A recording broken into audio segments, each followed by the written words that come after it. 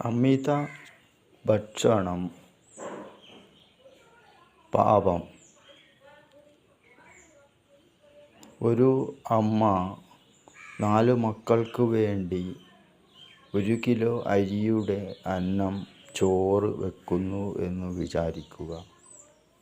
ഈ 3 പേരുടെയും കൂടി ഒരു മകൻ കഴിച്ചാൽ അമ്മ സന്തോഷിക്കില്ല.